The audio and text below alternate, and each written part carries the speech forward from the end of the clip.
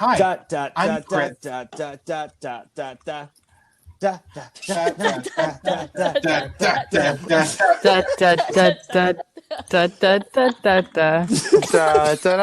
da.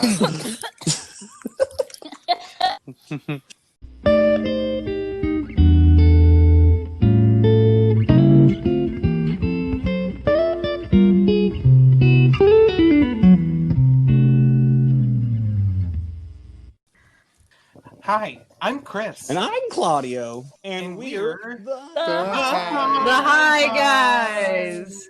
All right, so today we're talking with our same friends from the last episode.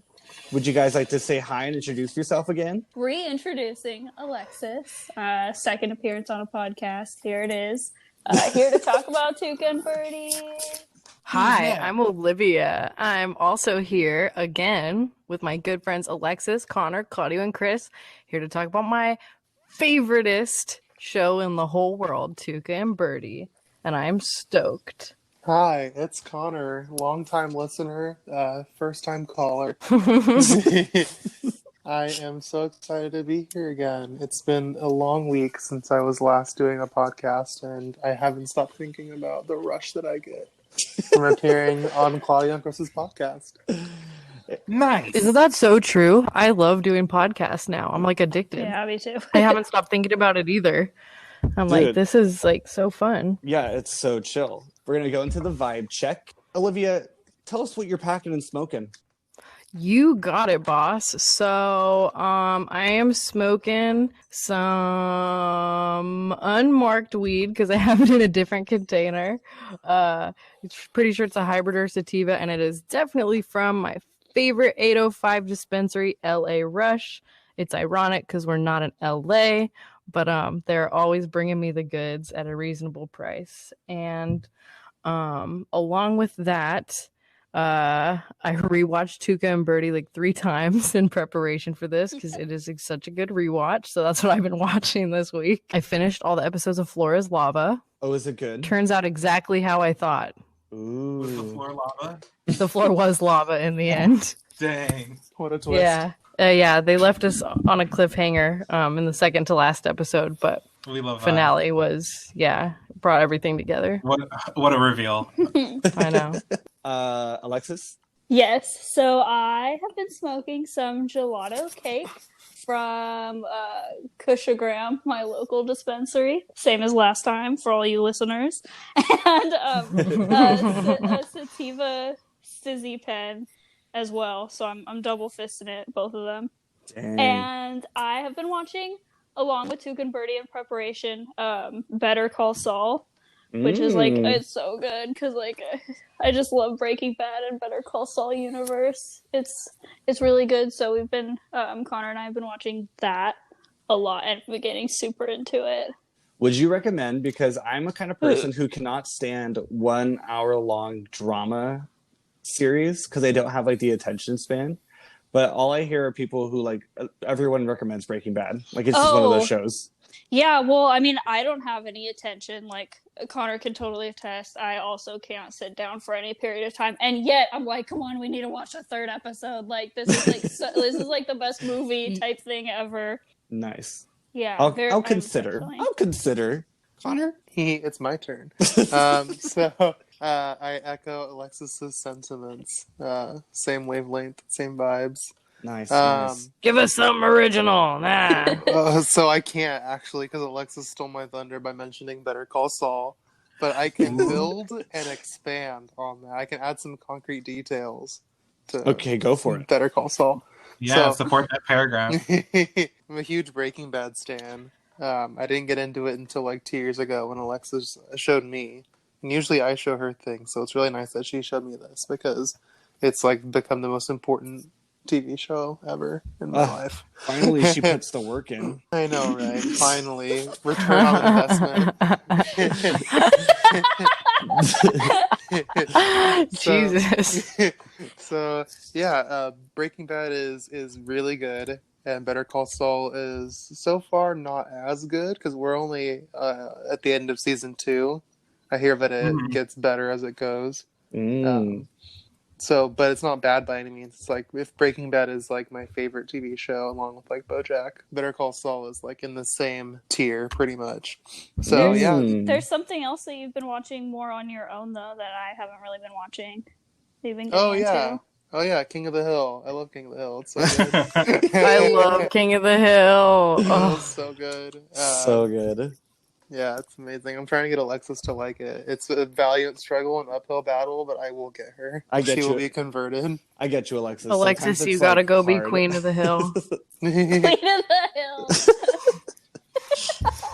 Yeah, maybe I'll love it so much I'll make a reboot. Yeah, there you Oh go. my god, a reboot of King of the Hill, but it's Alexis and her life and her friends and her alleyway. Oh my god. Chris? Hi, I'm Chris, and today I had another edible, like I usually do. It was also the same as last week, so it's just the sour watermelon chew, because it's delicious, and why would anybody do something that isn't delicious? We love the consistency. Woo! Mm-hmm. And what have you been vibing to? I've been playing, I'm kind of back in the habit. I've been playing League of Legends on my computer, and I just got to gold, so Yeah. Woo! come fight me. Congrats. Okay, so then it's me. I'm Claudio. Again, I like to smoke weed. What I am smoking right now is an indica hybrid cartridge, and it is strawberry lemonade. And I am not kidding you guys. When I take hits, I taste the strawberry lemonade. It's wild. And this Oh is yeah, a, some of those pens are like full, like they put so much flavor in them. I'm Yeah. like, is this even weed? But this one was made by Winbury Farms, and again, got it from San Jose Harborside. Shout out to my sister Jen.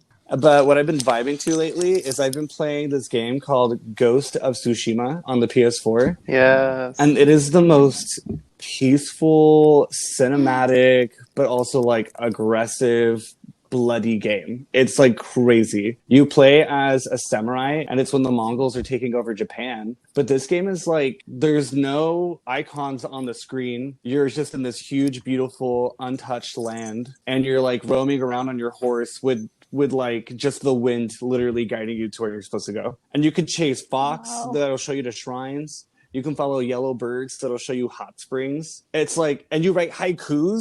It's fucking beautiful. It's so beautiful. That sounds nice. Yeah, but then there's What's like, it called? it's Ghost of Tsushima.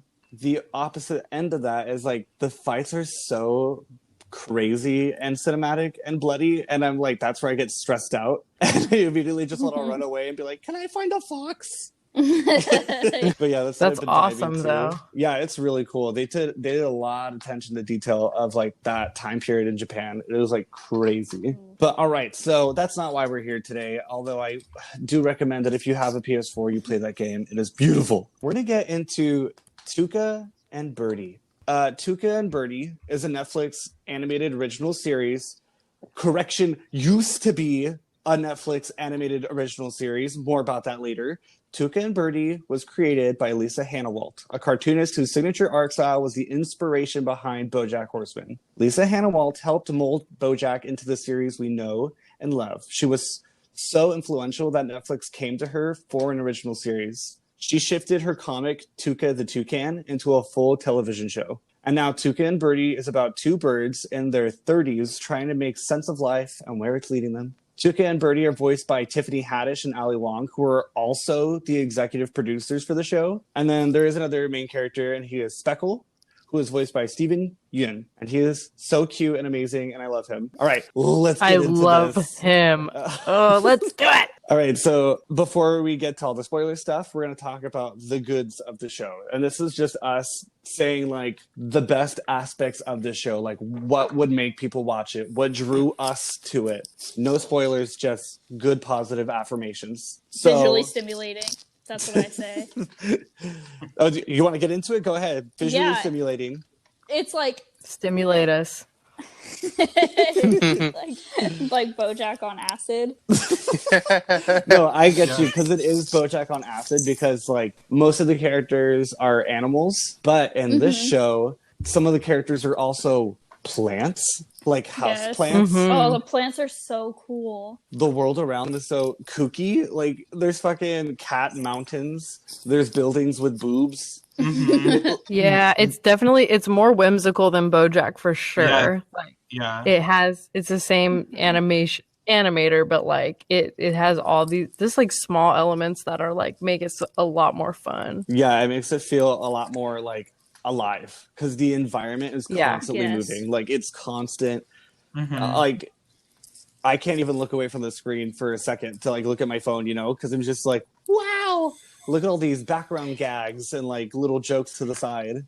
Yeah, Yeah. it rewards rewatching. The way that they Absolutely. like show things is just so creative because they like break away from wherever they are in the moment and like do this whole other bit in like maybe a new animation style or like just something totally different to like show what they're Mhm. saying, and it's just like what as they Yeah. just like they're not- wind Yeah. through all these like different things. It's crazy. They're not like afraid to take risks because it's Yeah. so different to go out of your animation style Mhm. so constantly, but it's also like a lot of pivotal moments for the characters when it goes into those different art styles, and I think that speaks volumes. like the other visually stimulating thing they do is like what Chris is saying when they do something totally different. So like for example, when Tuca goes to shit in a toilet, but it's like a glass toilet and she is a puppet. Mhm. You know what I'm talking about? Yes. Like Yes, shit yeah. like that. Yes. And then like Yeah. the paper origami animation. Absolutely. They do origami, they do the sock puppet, they do the yarn. They do so much of it. They do the use of like black and white versus color in the same thing, or they'll do like a slightly less detailed animation style to show like a memory or a vision or something like that. Do a lot of cool stuff. Hey, have you guys ever noticed that like it's kind of like when I watch anime, like some of the visual devices they use like reminds me of like anime Yes. or anime shows I've watched, like the big reactions, the spelling stuff out, Mhm. Mhm. I think just a lot of like the bigger reactions and emotional things and like funny exclamations and stuff like that. Yeah. They'll do like a big explosion or something behind someone and literally have like angry pop up on the screen or something like that. And Yeah. like Yeah, I get what you're saying. I definitely didn't even think about that until you said it though. But like that anime Baka and Test, literally the Yeah. perfect example. There's so much like words around them and like pop-up jokes. Okay, does anyone want to talk about anything else? I could talk about so many things, so I just, if someone wants to jump in before I go on a rampage. No. You go for it. This show is, well, it's just the best, but I know I need to do something specific. Like, it's good in every way. But I think one part of it that I honestly really love is that it is like, and I hate that people always compare it to BoJack, right? And are always like, oh, Mhm. it's the Lady BoJack, and which we can get into later. But I do like kind of in comparison to how BoJack is so bleak and you can get tired of how like just cynical it is. This show can get serious, discuss real topics. It's not like a sitcom or like stupid, but it is whimsical and so fun and like a feel good show.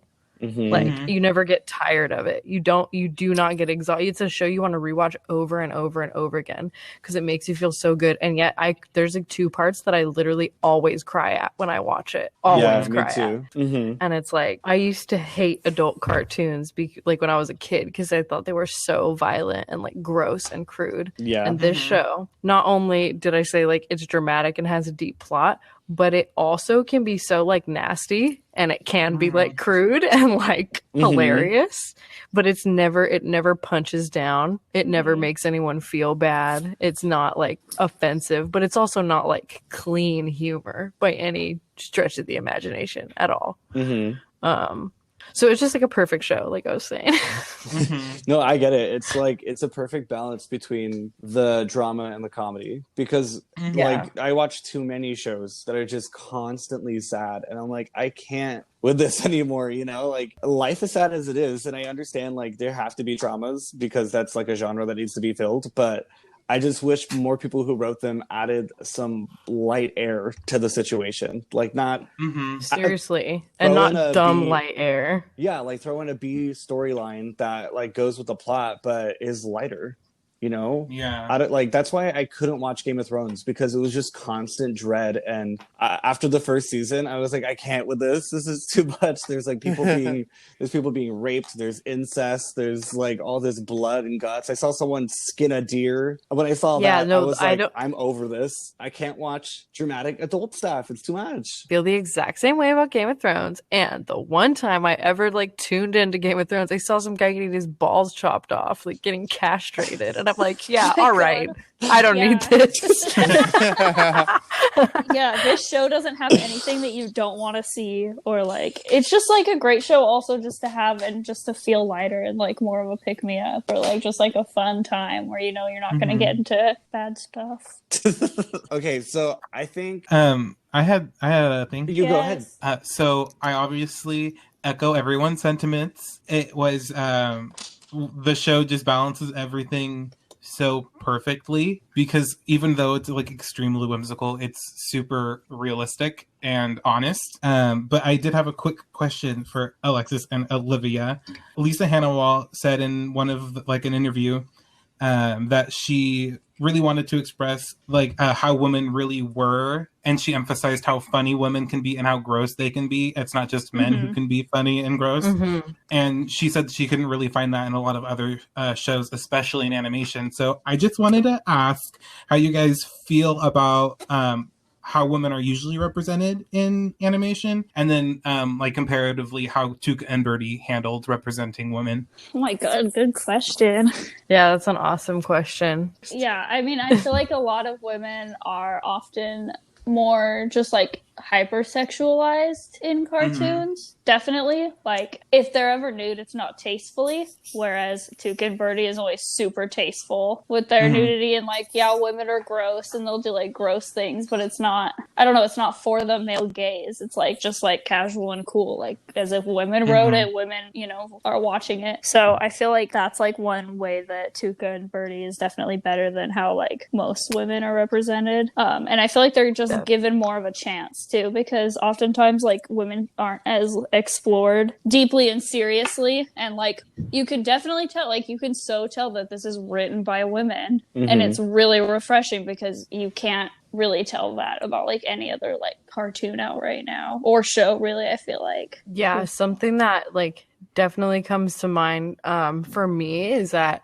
I feel like in animation, and a lot of modern animation too, it still happens. Like, women are a lot of the time the what am I fucking thinking of? They're like the foil to like the super comedic person. Like, they're not the funny one. Like, they're always like the, oh, you gotta calm down, or like, oh, these boys are so wild, or like, oh, this guy's so bad and I'm here to like even him out, or whatever. Like, and I know that's an old trope that happens in like everything, but I think especially in like comedy animation, where the whole point is to be funny and crazy and wild, and you could do so many things. Animated women are given roles that, you know, always seem like the dry, calm down, you know, Pam from The Office. Like, Pam's awesome, by the way, but I'm just mean like the serious straight character. Yeah, she'll in a fit the sea mold. of like whimsical. Yeah, absolutely. Well, one quick example that comes to mind is like Big Mouth, and I just use that because it's another like modern show on Netflix, but it's like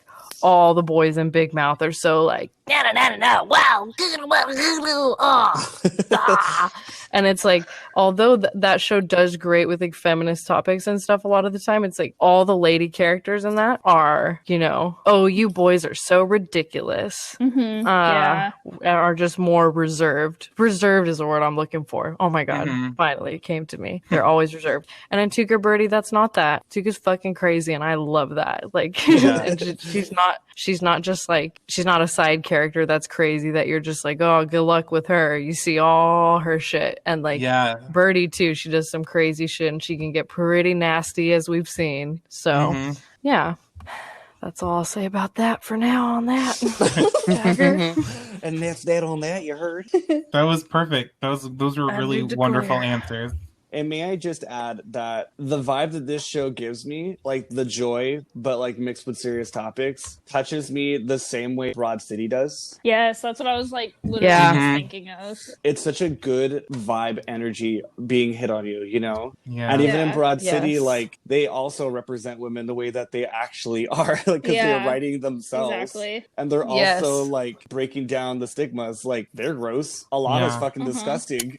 Like, you know what I mean? I just think it's cool that there are shows like that out there. I just wish there were more that I could reference than just 2 shows. Mhm. Yes. Yes. Literally. Yes. I wish we had more than Broad City and Tuca and Birdie. So where's the representation, Hollywood? Come on. Mhm. We have to make it. Yeah. Where's your other like silly girl? I guess Pen 15 is like another one, but that one's also. Have you guys seen that? I've seen the first 2 episodes. Yeah, I don't know if it counts though, because like they're playing kids. I guess it counts, but like no, it counts. It counts. It counts in its own little universe. It's doing its thing. Yeah. Because Yeah. I don't feel good putting Tuca and Bertie next to Pen 15 because I just No. You're right. Oh my god. But I'm yeah, just gonna backpedal. And let me Yes. just say, I was looking on Reddit. I think I typed in like I don't like Tuca and Birdie and like looked up like the search results to like see what people were saying about it. I actually couldn't find anything, but then I just went on the Reddit season discussion or whatever. And oh my god, the comments were making me so mad because literally it was just dudes being like, literally we're just comparing it to BoJack for no reason, like out of nowhere. Just Mhm. being like, yeah, well, it's not as deep, and like they just tried to make a BoJack for ladies, and like I don't know, I don't really relate to it, and they make all the male characters like rapists and like sexual abusers, and like I just think that's so wrong. And also like everyone just sides with Birdie because she's a main character, but we don't really know what happened or if it was that bad what happened to her. Oh Yeah, my god! I literally screenshotted it. I can send it to you guys, but he literally says like we don't. I wonder if he was just trolling now to like make people mad. Maybe, probably, but it was like so long and drawn out, and he was just like, Mhm. we don't really know what happened or if it was that bad, and but people are gonna side with Birdie because she's the main character. It's like, And I'm like, it's wait, what? what makes them mad is that when a woman is in charge of a show, or if it's a woman-based storyline, like she's the main character, the way that men are represented, men don't like. Some men cannot take it to see themselves represented so poorly because they don't want to accept the truth that like women are afraid. Like they see a representation of maybe like someone they know or of themselves, and they don't like that it's villainized. It's ridiculous. Even though it literally needs to be, and like Mhm. It needs to be. should be, And and he- like if you think that if you see yourself in these guys and you think like that they're vilifying these people who are literally terrible, it's like you need to like look in the mirror or something, dude, because Mhm. that's not good. Absolutely. Just want to say also, like, I guess they completely missed Speckle as a character. And Yeah. like he just didn't exist in the show. He just wasn't in their version and whatever They missed Yeah. those state they were in. I don't episodes. know. But Yeah. All right. Is that a topic that you guys are all good with those topics? Does anyone want to say one last thing? I do, but it doesn't have to be for the podcast. But I watched another different interview with Lisa Hannawalt, and she talked about how when she was working on BoJack, a lot of this was just an example that she gave because she was talking about how men are still dominating on screen. And during her time at BoJack, there were in BoJack, if you haven't seen it, there are funny little transitional scenes to go from one scene to another. And they're usually super clever and they're super funny. But Lisa had mentioned to the staff that like all of the one side gags were all men. And she just wanted to know why there weren't literally like any woman in any of those funny bits. And she said that a lot of the crew was like mad at her for a couple of days because their argument was that if they're two women, they have to draw the boobs, and everyone's going to be looking at the boobs, and people are going to wonder why they're two women. And if it's a man and a woman, then it's super sexual, and that's what people are going to get from it. And if it's a man and a man, they won't care. Weird. So you're That's saying if you weird. draw, it's too hard to draw two lumps,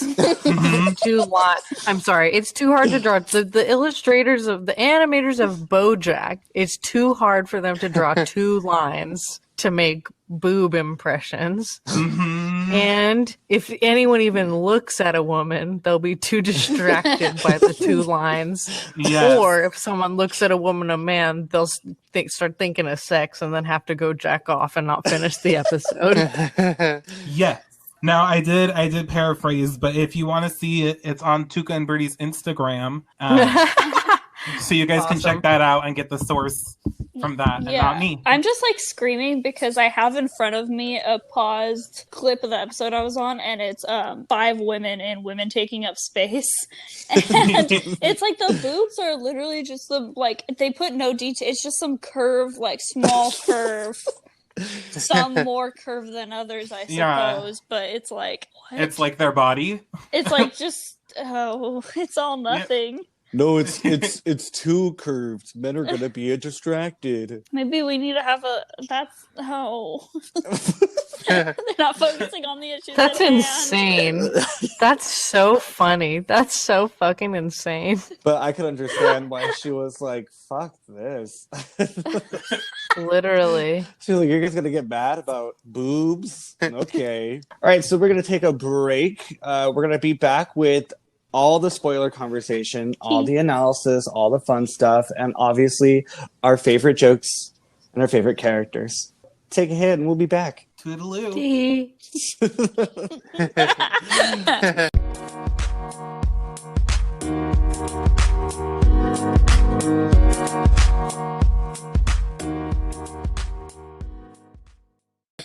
Alexis, did you love that you could hear Teehee at the break and also at the very end? Oh my god, what? I don't know if I caught that. Well, I definitely left it in because I was like, this is so fucking funny. So What? right as I'm saying, like, okay, we're gonna take a break, you like in the middle of me taking a pause said Teehee. Yeah. And then at the very end we all say bye, and then you go Teehee, and then it ends. I'm not surprised. I want you to be the meme of the page, you know. Teehee girl. Oh my god, it's Teehee girl. Do it for me. That's my favorite part.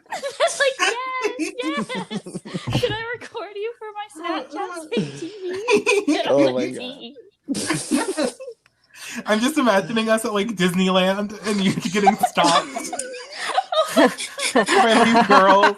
Oh my god, the day I get stopped at Disneyland because I'm a meme is gonna be such a complex day. Oh my god. They're gonna run Literally up to you. everything will come full circle. Yeah, Olivia, can you work on the meme? Can you make that picture of Alexis? I'm on it. Make the meme. T. Okay, That'd be okay. sick. Let's get into this. Wait. Let me take one more hit. Oh, you got me literally mid Patrick out the door. Yes.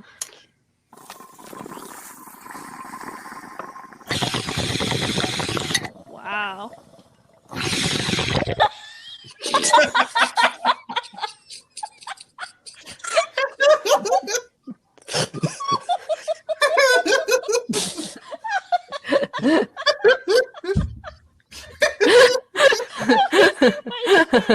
Oh my god. What just happened?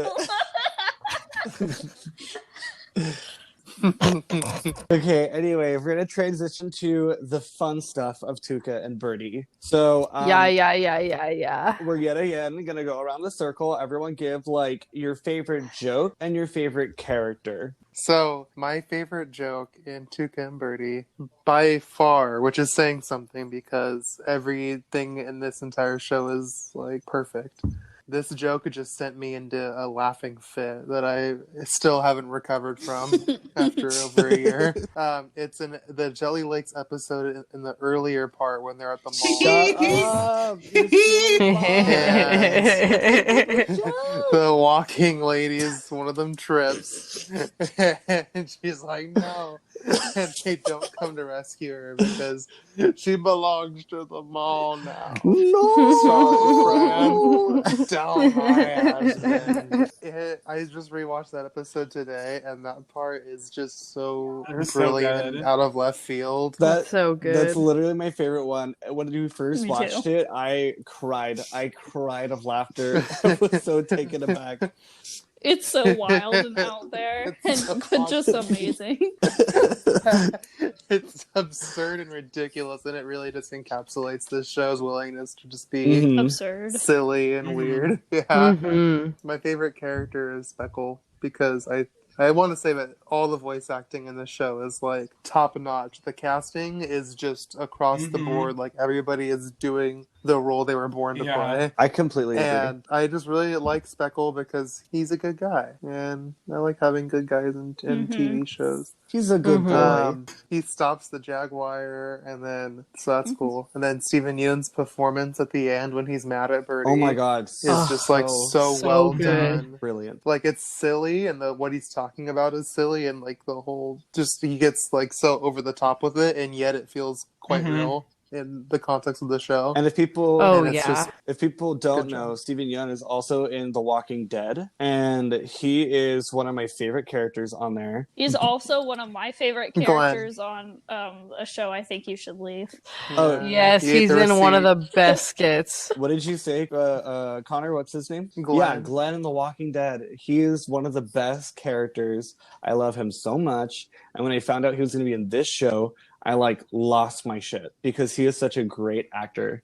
And I wish that he could really get good. like more jobs because he's amazing. Olivia, did you find your stuff? Yeah, I did. So my favorite joke is in episode 5, I believe it is. But a plumber comes to the house when Birdie is alone in the apartment, and he's being really creepy and weird.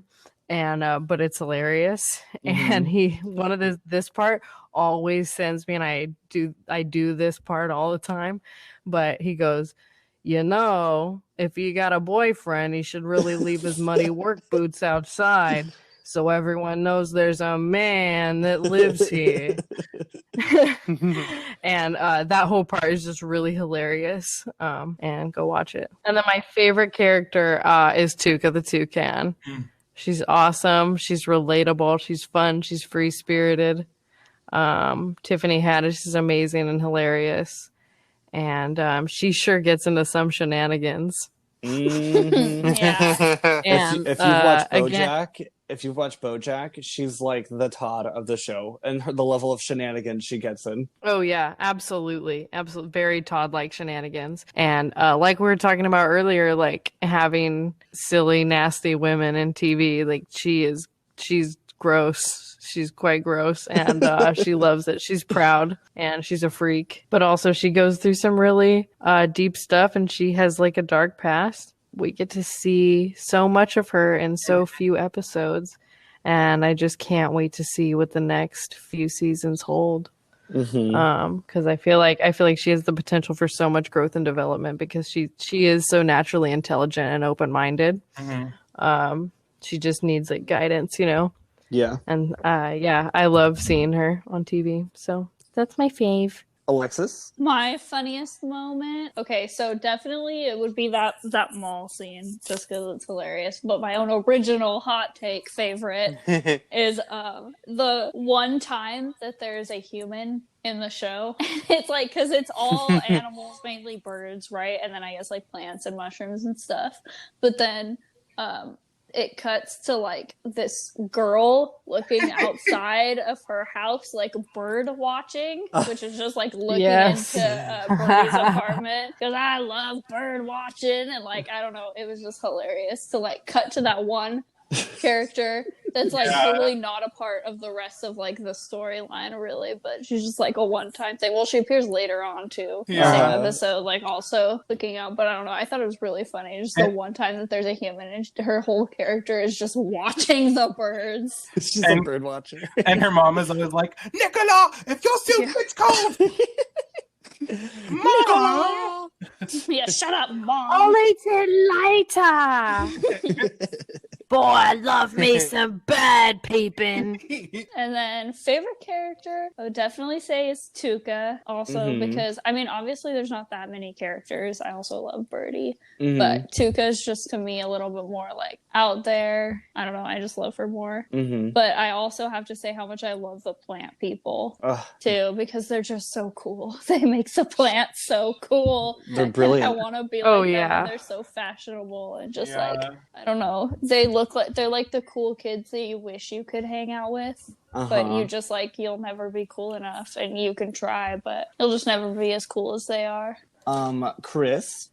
Okay, there's so many things going through my mind because of how funny this show is. So if you, I have a couple, but if you don't say it, Claudio, I want to go back and say it because it's so funny. But the first thing that made me laugh my ass off was during the episode where Tuca goes on the date with the deli guy. And it's the end of it when they're sitting on the fire escape, and they kind of like resolve the issue that Tuca had in the episode, and Tuca flashed her boobs and was just like shaking him.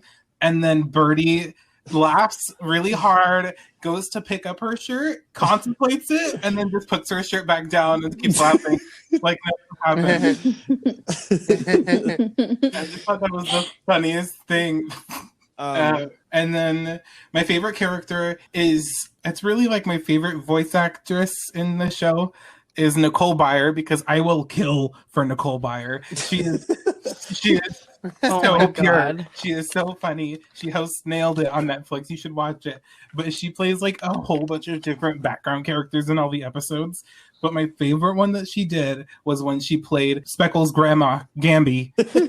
Oh my god. I love Gamby. They cooked Gamby's ashes into a cake, and the cake came to life with Gamby speaking. And she's like, eat your Gamby, baby. And then she's like, how's architecture treating you? He's like, it's pretty good. He's like crying. You're actually really delicious, Gamby. Yeah. And that's that. But I have another one. So after Claudio, come back if you don't say it, okay? Okay. Here it is. I'm Claudio. Drum roll. Yeah. Hey. My favorite joke is when Tuca's recovering in the hospital and the doctor says, and this is some robot. He has a name. I can't remember it. As the doctor's there and starts to walk away, it's like, hi, patient. I'm sure you're very anxious right now, but that's okay. These doctors are okay. Let's cut the shit. That's my wife over there. I need you to plug her back in. It was like, what the fuck? Like, is everything alive in this show? Like, I'm so mind blown. And then after, when Tuca gets back in the car, you just see the fucking computer leaving and taking his wife, which is just a lamp. And getting the getaway car saying, come on, babe. No, they literally like throw someone out of the car and like, Yeah. we don't know if he's dead or alive. I just love okay, let's cut the shit. Chris, what was your other one? My other one needs to be spoken about, and it is the montage of Speckle at work, and because he's an architecture. Yes. And he literally draws a little square house with a little triangle roof like a kindergartner. And then they're like, that window is unstable. And he draws the little plus sign in the middle of the window to like the frames. And she's like, my God, you're the bad boy of architecture. I can't believe we haven't mentioned that yet. And then later on, it's still him, and he adds a little swirly swirl as smoke for the chimney. and this is Nicole Byer, obviously, as his boss. And she's like, you're going to get an Archie Award. So good. Can I say one more joke? Yeah, go ahead. Please. I have so many. I literally have a list of jokes. I really can't choose my favorite. I'm just like choosing one out of my list. Okay. All right. Here's one I really like. So it's the episode where Dakota, a younger bird, comes into town, and I love this sequence. It's right before she walks into the bakery to go get a job there. She gets off the bus and she's like, the city, and like looks around and it's all dirty and gross, and there's like someone like jacking off in the corner, and then talking on the cell phone to her dad, and she's like, I know, Dad, a stranger just spit in my mouth, but it's charming. It's the urban vibe. And like, and then, but the best part is she goes, I know I'm just a wee bird with nothing but a suitcase full of socks, a dream, and a second suitcase also full of socks. And then she like spins around and goes into the deli or goes into the bakery. And yeah, that whole intro is hilarious. But a second suitcase full of socks is great. Oh my god. Second suitcase full of socks. My new band name. No. Yeah, no. That's all you need. A suitcase full of socks, a dream, and a second suitcase full of socks. Okay. So now we're going to talk about some analytical topics that we can get into. There is a lot to unpack with the show, but not clearly as much as there should be, because there's only one season. And that is because this show was released in May of 2019. And it was canceled in July of 2019 because Netflix did what? Did not give them a chance. The show was released, the show was canceled, and then all the fans went a year being so upset because this great, wonderful show, who was on many different websites like big magazines, top 10 shows of 2019. And so it took a year, and we finally got justice. Lisa Hannawald's show is going to be on Adult Swim, where they will most likely have a better budget to make great quality, like a story, like a great show. Let's talk about our opinion on Netflix canceling Tuca and Bertie, because I know there's a lot of feelings there, and it really speaks about Hollywood as a whole. I got something to say, and just for not getting sued purposes, this is parody. But I think it's like they found it too disruptive and too much and too feminist, basically. But not even just feminist. Like they found it too power disruptive. And I can't help but feel like, I don't know, I just have this basically conspiracy theory that Lisa was Bertie and an animator, higher up producer, executive was Pastry Pete. And and maybe something happened and she can't talk about it due to NDA or something, but she can write about it in a cartoon. I don't know, with everyone being named differently. And I'm not sure. It's just it's so weird that the show got canceled so quickly when there actually was a good fan response. Not only that, critical response. They got great Annie critical awards. Yeah, the next conclusion you have to jump to is what's going on with Netflix up there that they personally didn't like about the show. What was their beef about it? Because it feels like it definitely wasn't viewer or critical response. So it's what was Netflix's issue? Again, this is all parody and comedy. We echo her sentiments. Yeah. But I do feel that there was I don't know, it's like the classic situation of women being undermined in the workplace. And regardless of your political stance, it's not a political thing to say that women are treated differently. It is a fact. And I feel like with a lot of things that you hear about women showrunners is that they get tested far more than other people do. So I feel like Lisa Hannawald had to meet a certain view count, maybe within the first month. And she just barely missed the mark, so they just axed it, rather than actually giving her a chance like other shows did. I feel like they might have compared it too much, unfairly been you got to hit the same numbers as BoJack. Yeah, and it had to be in the first month or whatever, because it's it got canceled so quickly. And it's but there was no even advertising for it, and the trailer for it, in my opinion, isn't even good or a good representation of the show. Yeah, and then Lisa Hannawald even said that she was upset with Netflix at the release because the show wasn't even recommended to her Netflix account. Are you serious? She literally said that when she opened Netflix the day her show came out, or even the week, it was not advertised to her. she never saw it come up on like new shows this week or like Netflix originals. Yeah, I swear they like barely advertised it. How much they should have, or like how much they usually do for their Netflix originals. Mm-hmm. Yeah, absolutely. Ugh, like that bothers me so much because again, everything points to like issue not being with the show itself or even the viewership count. Mm-hmm. I'm so glad Adult Swim decided to take it on. Mm-hmm. I feel like it can only get like weirder and it can get even more. Adult Swim gets like political and super weird. So go for it. I thought Netflix did too, but I guess not. Mm-hmm. Like what really bothers me about the Cartoon Network thing is like, obviously there's a profit there. Obviously they can see that this show is going to do well. They wouldn't just stick their neck out to buy a Netflix original just for fun. I mean, there was fucking change.org petitions for this show to come back. And it got like 3,000 plus signatures on it because people loved it. It just really blows my mind that they would try to just shut it down so quickly. Mm-hmm. And then you see shit like F is for Family get like 4 seasons. No problem. And I'm like, do you know anyone who watches that? Literally, do you know anyone who watches that? No. And then it just sucks because it's like, it literally shows with things like this and Tuca and Bertie not even getting a fair chance. It's like people still get punished for going outside those boxes. Mm-hmm. Like it's still happening. And as much as we say like Hollywood is so liberal and like, you know, feminism is so mainstream and taking over, it's like literally things like this are being purposefully shut down and not given a fair shot. Mm-hmm. It's fucked. It is. Let's move on to the next topic.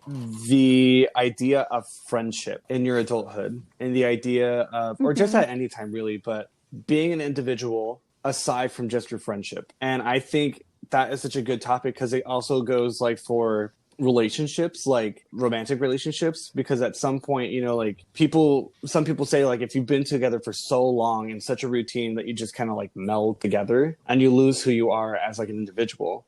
And sometimes that happens in friendships, like you become one, and when it's time to separate, like it's so hard to try to like get into this new routine. Mm-hmm. Mm-hmm. So does anyone have any thoughts about that? I do. Friendships have always been for me like sort of a struggle, but I love how the show takes them on the journey of like finding themselves within each other because they were so absolved with each other every step of the way that we got to see them like actually fight and like stop being friends and see what that was like for them individually, and we got to see them sort of like mend the patch a little bit and how they grew from that time that they had like away from each other. Absolutely. Yeah. I like how they're both always like trying to grow with each other and help each other grow. Mm-hmm. And just like, because we all like pretty obvious the issues that they're working through with each other and just in their lives. It's very open. And so like, you know, Bertie wants Tuca to be more clean and like help her get her life more like organized and together. And they're just like both rooting for each other. Yeah. And it's really sweet character growth. Yeah. It's very beautiful. I do love how when they come together at the end though, when they make up, it's not that either of them changed dramatically or even said like, I'm going to do this differently from now on. Mm-hmm. It was like they both accepted each other. Like literally in that little claymation acid trip that Tuca had. Mm-hmm. It was like Tuca accepting herself and realized that Bertie did accept her. But that you know, they both accepted each other and with the knowledge that they're going to grow together, like exactly like you said, Alexis. It is rare we ever see a fight that's not about like a super singular thing that like just gets like sweetly resolved. And this is more like we're going to keep being friends and keep growing together. Yeah. Both with our issues and flaws. So I really like that. And I just love I love seeing stories about people being together but going through a struggle to find out who they are by themselves because they've been in a relationship or in a friendship for so long. Because I feel like that's a very important topic. Like a lot of people lose themselves in relationships and stop being who they want to be and just adhering to like their partner. And that's such an unhealthy thing that people do, but it's never really discussed. Like it's okay to be in a relationship and not have to keep tabs on someone all the time. It's okay to be in a relationship and go do your own thing. I just think like a lot of people, when they get into a relationship, just somehow happen to like get rid of all their friends. Mm-hmm. You know what I mean?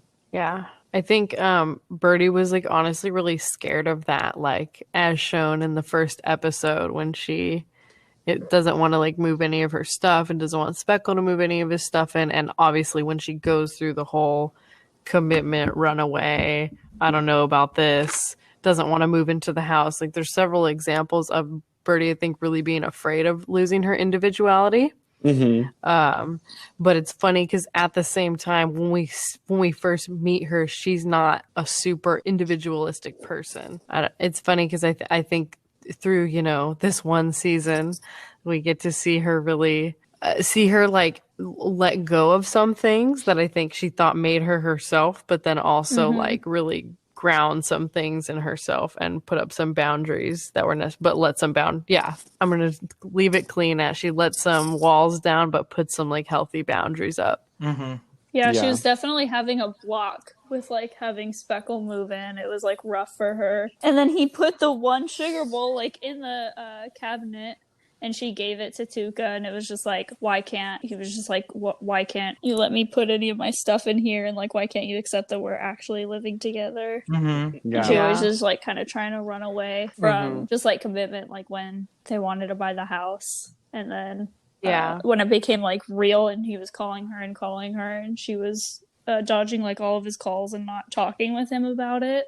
This show does talk a lot about like identity and how you see yourself and how you want to be, like how you see yourself in the future, because so many of them just go through like such an issue of identity, because like not only that, it's like they're older, like they're in their 30s, they say, and that's like when you should be established, but they're both kind of like stuck in a rut. And I don't know, it's very good. I love that I love that Speckle and Tuca are friends. Yes, it's a Tuca and Speckle day. Speckle day. We'll look at houses and eat snacks. Maybe matching slacks.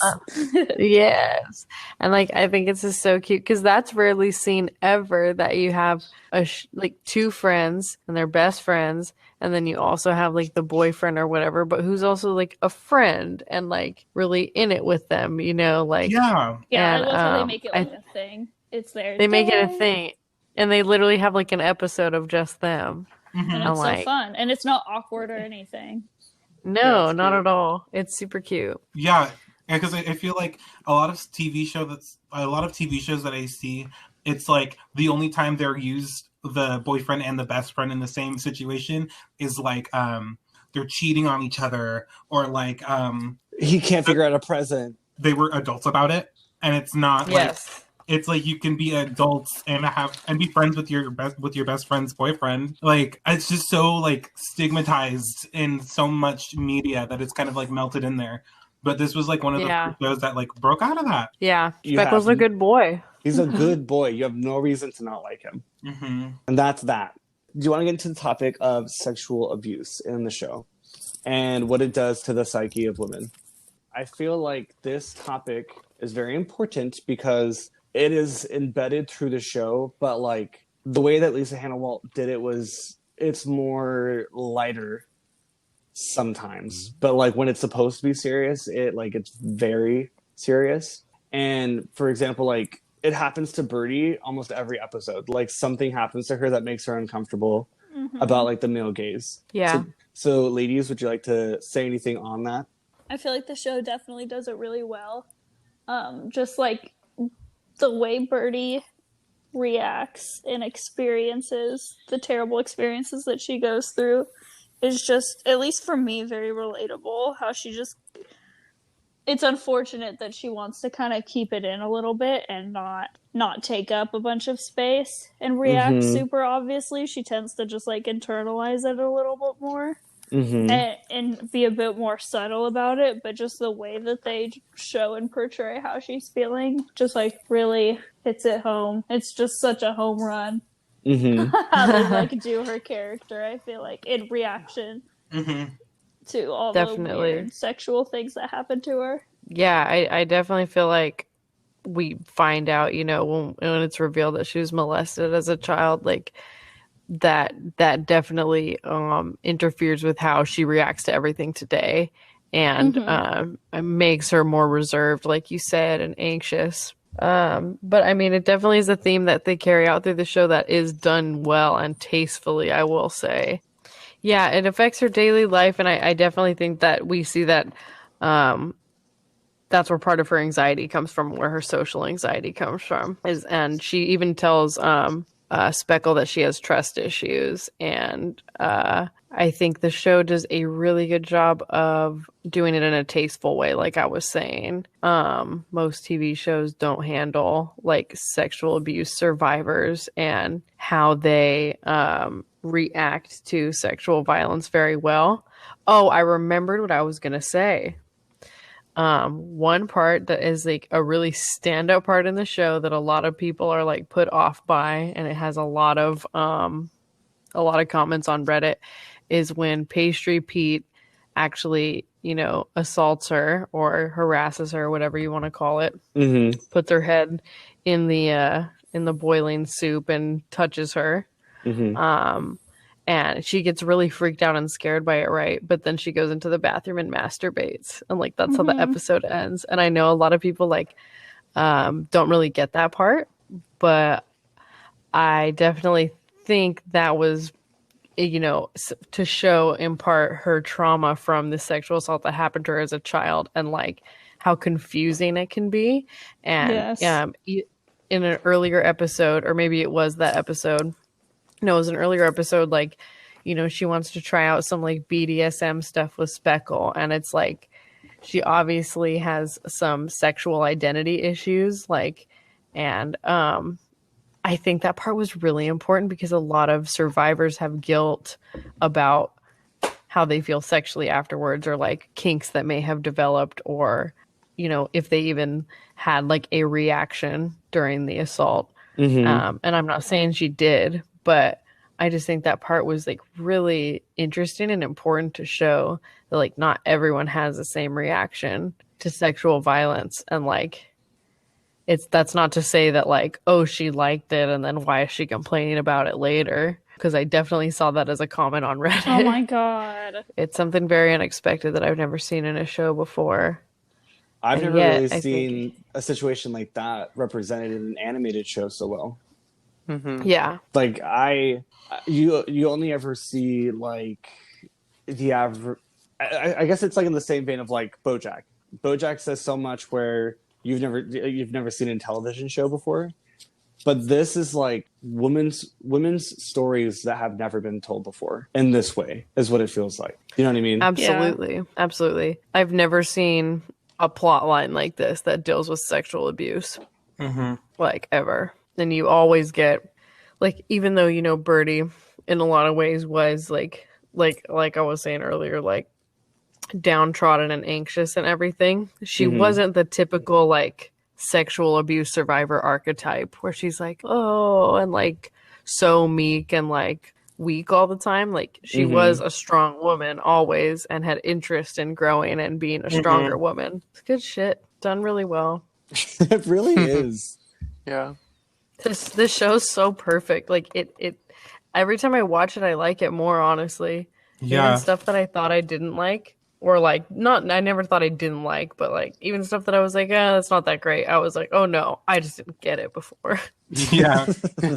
Like when we sat down to watch it, you know, sometimes you put on a show like with BoJack, like there's so many episodes, you kind of know the gist. So you just sometimes just like look away a little bit to do menial tasks.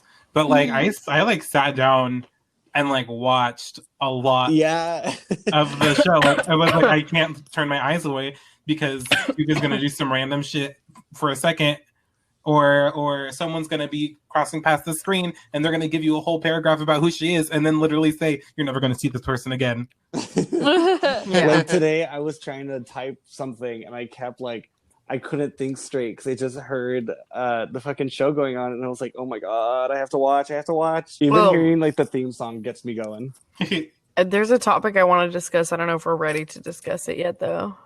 Why? I think we're ready. I don't know. Can we discuss? So we didn't get into the bad of the show, right? Because there's obviously nothing bad about the show. Obviously. I would like to leave a small amount of time to mention why people think the show is bad, and Go why ahead. I think people dislike the show, and why people think that they don't like the show when really they love the show. I really believe that people believe they will not like the show and don't give it a fair chance or a fair shot, or they kind of see it and like turn their nose up at it, or when upon first glance don't really get it because it is so whimsical and it's so positive. And I think in TV, many things that are positive and whimsical are like stupid, like sitcom-y, laugh tracky, like aww, like over the top. And you know, people love BoJack because it's so cynical, and people will say like it's so smart all the time, and it is smart. But I think really what people mean is it has a lot of references and makes a lot of like jokes about society, and is always making fun of something. And like Tuca and Bertie, the humor is not making fun of something usually.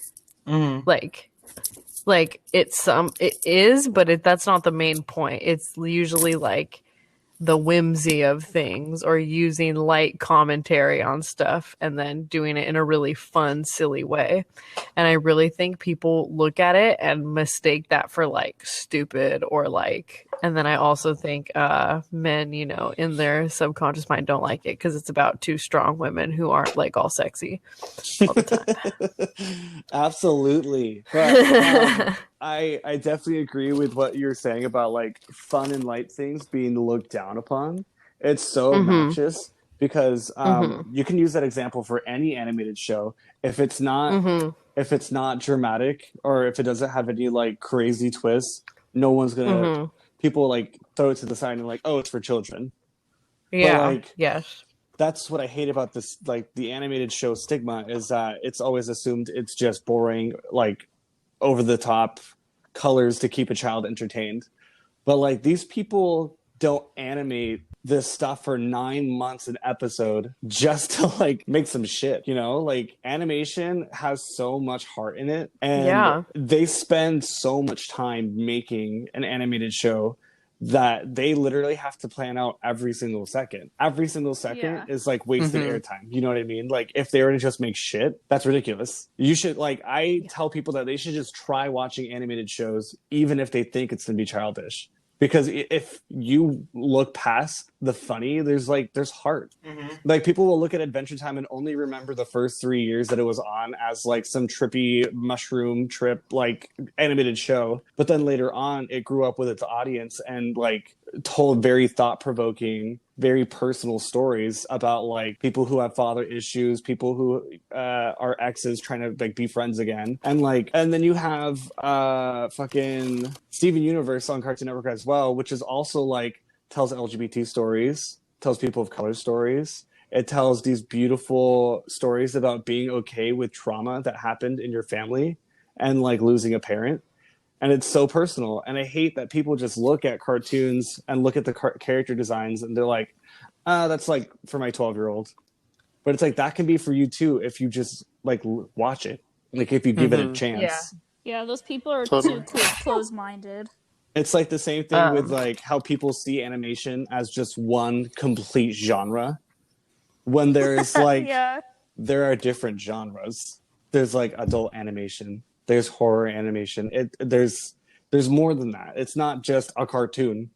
You can't all the genres that exist you could make into an animated version. Exactly. Yeah. It's so stupid.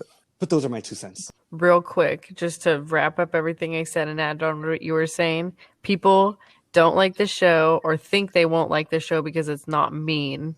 And that's all I'll say. It is not a mean show or mean-spirited, and people confuse mean-spirited and cynical for like smart and intelligent, and you know, dark and gritty for like good, and it's none of those things.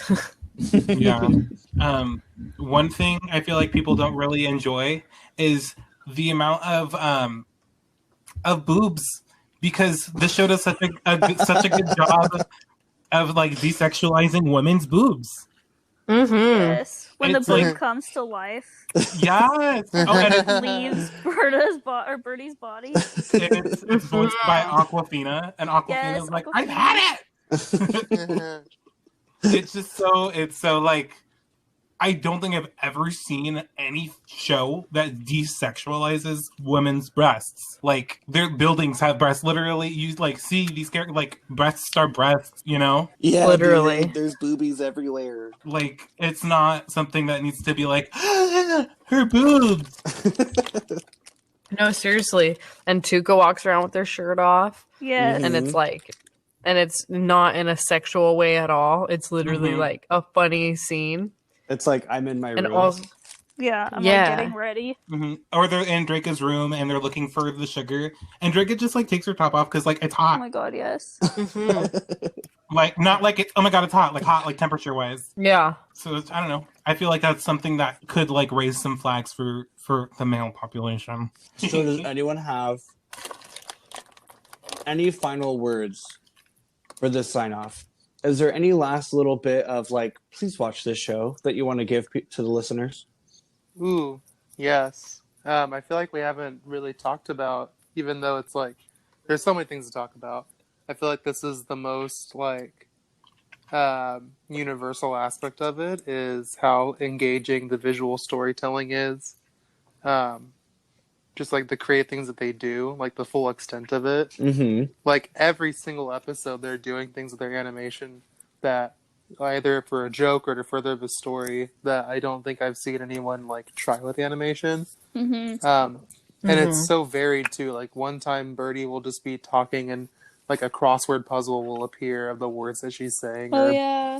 Tuca will be like, no, and then Speckle and Bertie are in their apartment and he closes the window so that her letters of no can't Yeah. like get into the apartment. Yes. Like that works as a joke and it works for like the broader metaphorical sense of like Mhm. what's going on in the story at that point.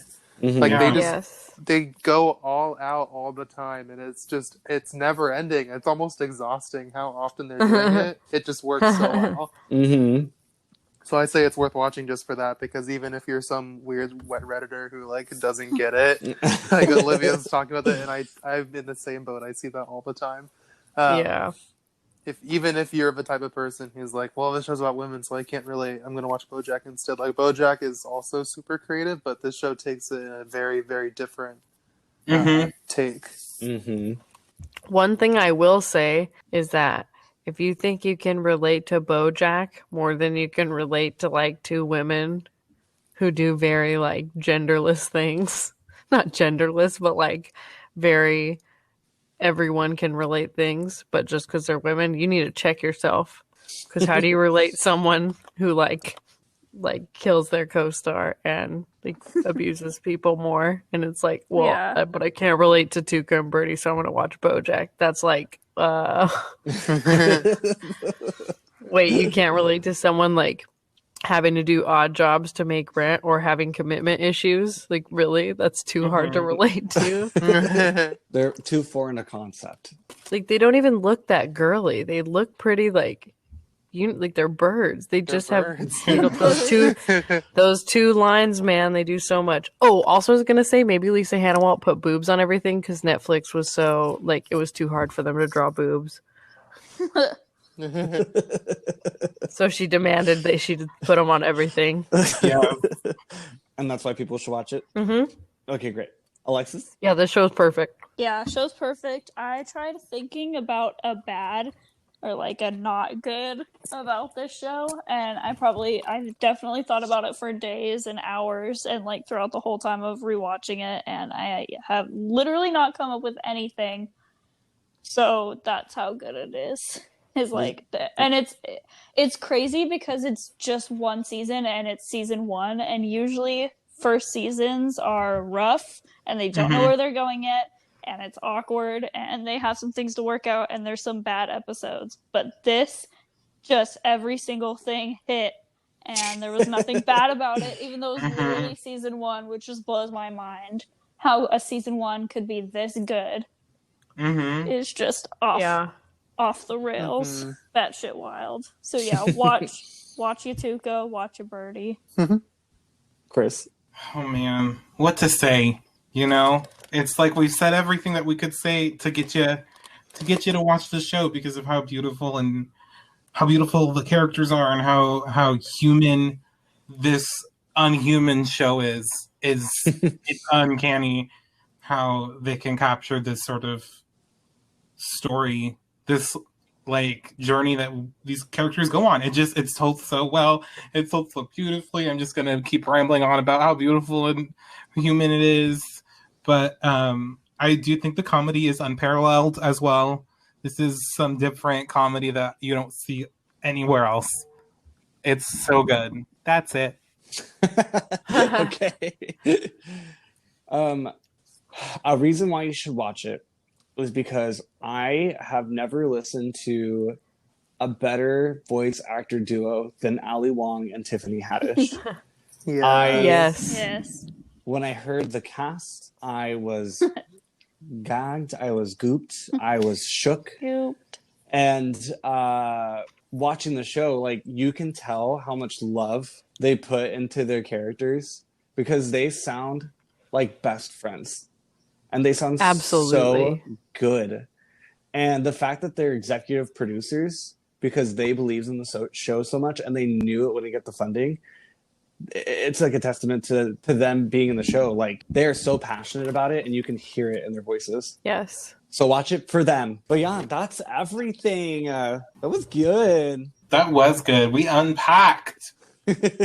I guess now we're the goodbye. The goodbye, guys. Bye. The Hi Guys, Saturdays at 12. At 12 p.m. or Just at 12. Just 12. You figure it out. I check in on both just to see which one.